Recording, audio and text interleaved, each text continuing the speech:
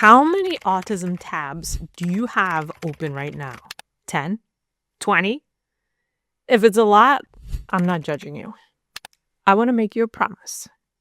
By the end of this video, you'll know how to stop the spiral without ignoring your child's needs. Because those tabs, they're not really research.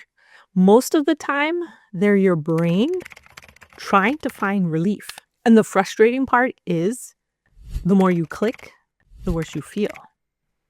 So in this video, I'm not giving you more information. I'm giving you a way to use information so it creates clarity instead of anxiety. And I'll show you why this gets much worse at night, even when nothing about your child has changed. Here's what's happening in your brain. When you're raising a child with autism, there's often a background thought of, what if I'm missing something important? What am I missing? What am I missing? Your nervous system doesn't hear that as a casual question. It hears it as a threat. So your brain starts hunting for certainty. And online, certainty is everywhere. Every video is the missing key. Every comment says, this worked for us. Every post adds urgency.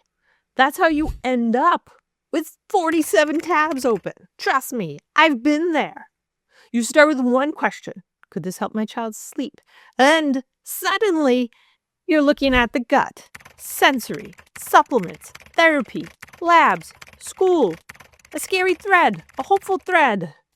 When everything feels important, nothing is clear.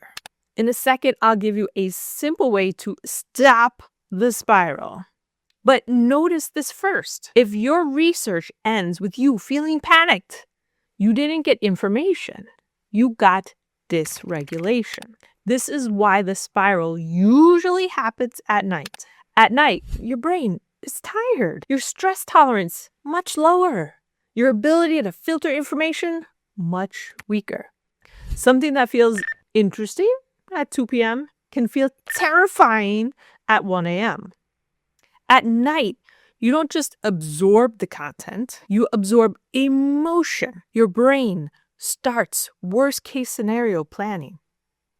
Not because you're dramatic, but because it thinks it's protecting you. Here's the important thing I want you to remember. Late night panic research is not helpful. So here's what helps. When you feel the urge to click just one more, do this instead. Open a piece of paper. Open a note on your phone. Write down whatever question it is. Should I try this? Is this connected to that? Do I need to look into this?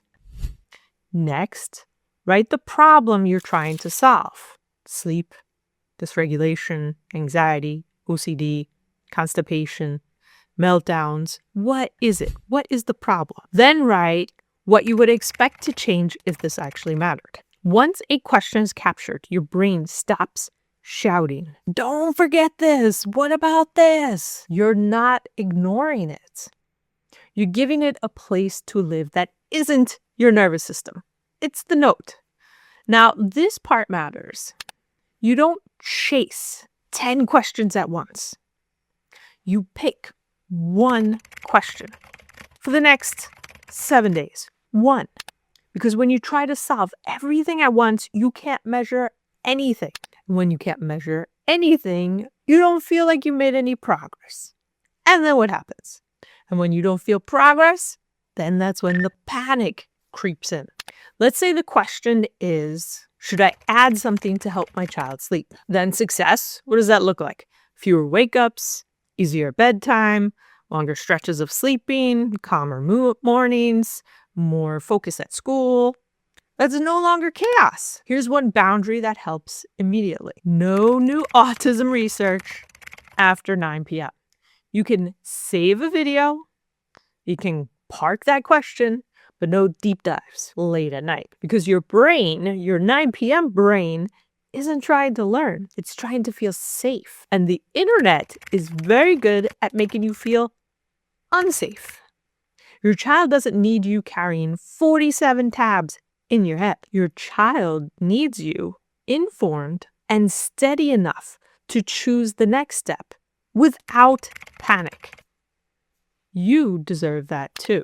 This is why Navigating Autism exists, to give parents structure, sequence, and a place to put those questions so they don't have to keep hunting for certainty and keeping everything in their head. That's the difference between information and navigation.